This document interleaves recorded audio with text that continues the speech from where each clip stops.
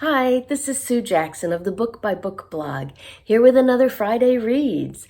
I'm excited to tell you what I'm reading this week. I'm still doing the Big Book Summer Challenge, so my books take a little longer. So I'm still reading the same book in print that I was last weekend, but I'm loving it. So first of all, if you haven't already signed up for the Big Book Summer Challenge, there is still plenty of time. It runs until the first Monday in September, Labor Day in the US, and you set your own goals. So a big book is anything with 400 or more pages, and if you just want to read one or only have time for one, that's fine. So check out the details down below, along with information on how to sign up. So I am still reading The Overstory by Richard Powers. It just gets better and better.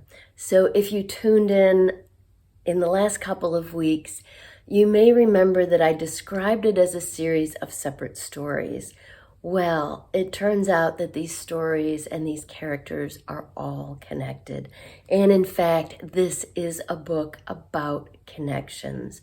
Connections between the trees and connections between people. And I just love the way the author has done this. So it's divided into sections, like a tree. It starts with roots and then I think trunk. And then I just started the third section on the crown. So that first section, roots, does feel like separate stories. And in each story, there is a character or a family highlighted, and also a tree that somehow impacts their lives. So to give you an example, the very first story is about the whole family chestnut.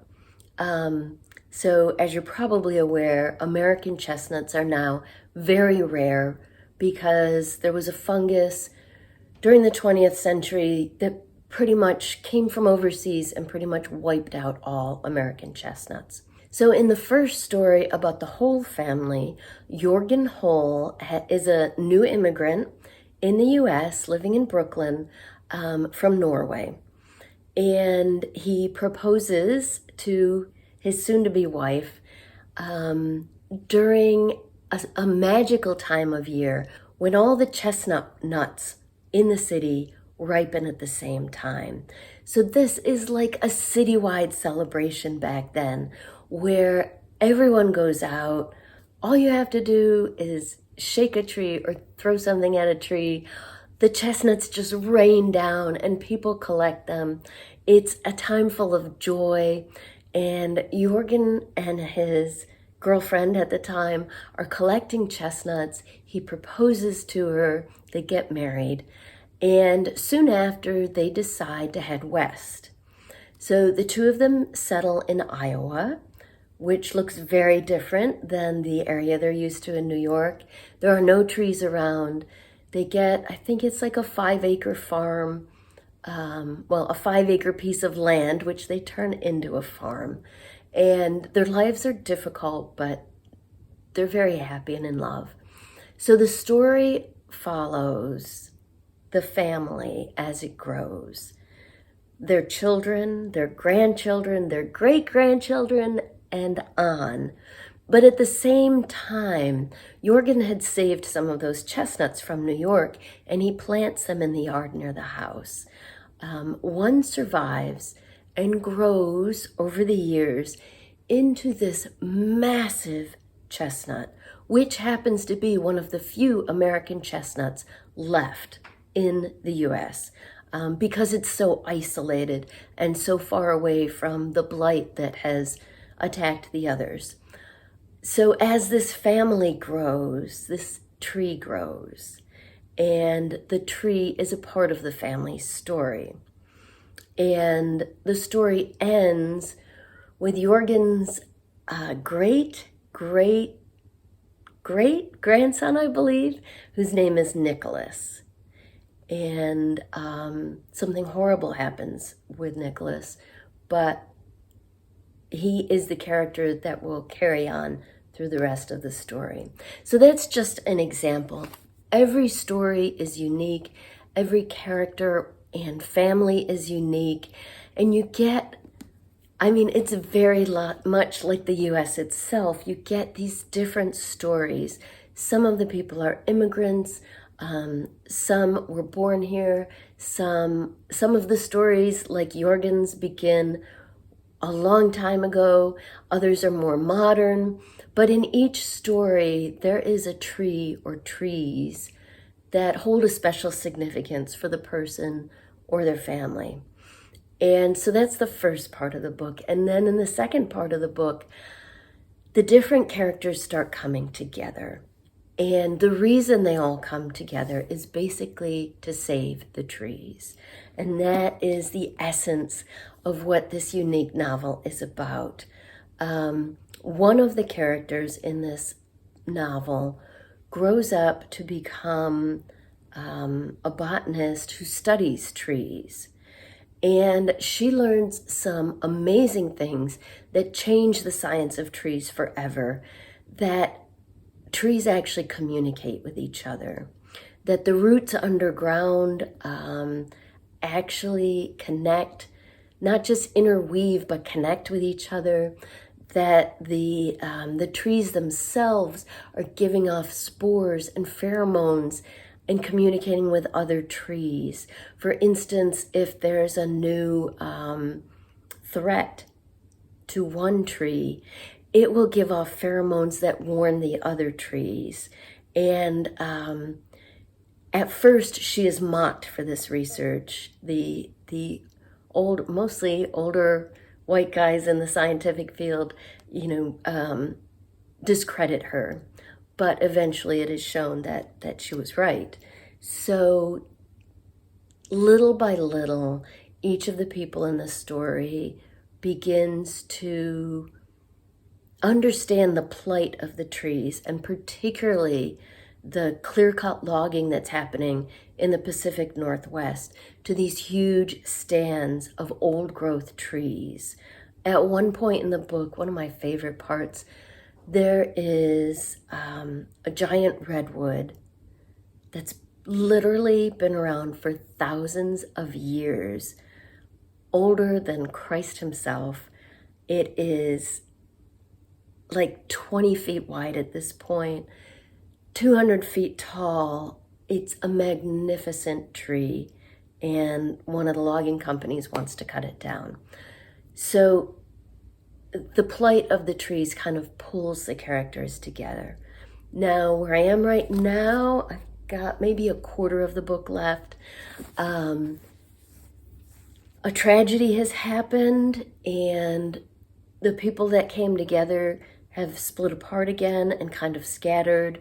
So I'm very curious to see what's going to happen next with both the trees and the people. It's a very unique story. You can see it won the Pulitzer Prize. It also won the National Book Award. It was also a finalist for the Man Booker Prize and was chosen as a top 10 book for like all of the major publications that do that back in 2018. So the Overstory by Richard Powers is a very special book. I am really enjoying it. The story is very compelling and moving, and I'm loving it. Now this week I started a new audio book. I wanted something different. I've listened to a lot of suspenseful mystery type novels this summer. So I chose Like a Love Story by Abdi Nazemian. I don't know if I'm saying his last name right, so I apologize for that. This is actually a teen young adult novel, and so something entirely different. I haven't read much YA in the last month or so. This novel is set in 1989 in New York City during the height of the AIDS crisis, and that is a focus of the book, but on how it affects 3 teenagers. So first we've got Reza. He is just recently immigrated with his family into the US from Canada, but they're originally from Iran. So they had to leave during the Iranian Revolution. They moved to Toronto for a while, and now they're in New York. So New York is a huge culture shock for Reza. It's very different from any place he's lived before. Reza is gay, but he's barely even admitting that to himself. And now that he's in New York, he's hearing about and seeing firsthand the AIDS crisis and how it's affecting the population of gay men in New York.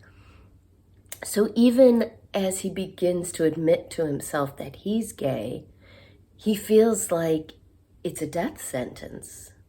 So not only does it go way against the culture and religion he was brought up with, but also he just feels like it's not an option for him. So he's fighting against this internally. At school on the first day, he meets a guy named Art.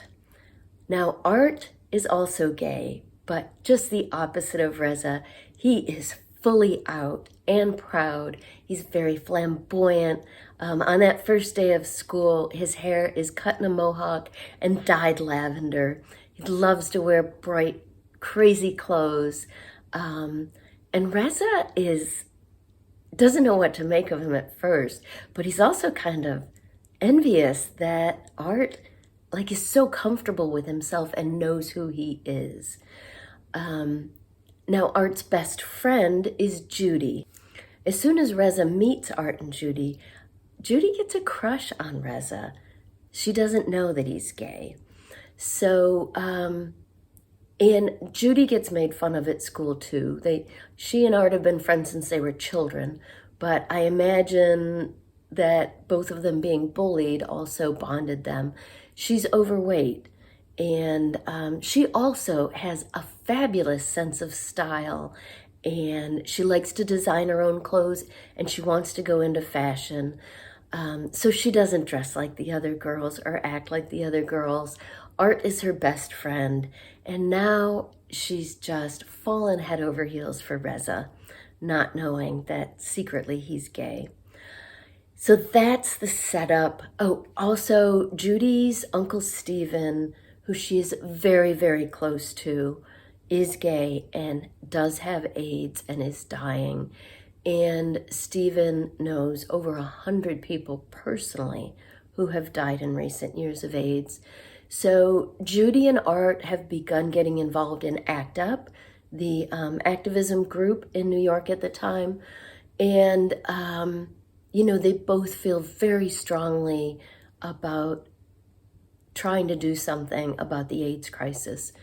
At this time in 1989, AZT had come out, a medication to treat AIDS, but it was priced so high that most people couldn't afford it. So all of this is going on. So there are activism events and protests. There's regular school. Reza is fighting internally with who he really is versus who he thinks he needs to be. Judy's in love with Reza. Art is kind of in love with Reza too. I'm loving this novel so far. The characters are very richly drawn. The story is already totally engrossing, very compelling.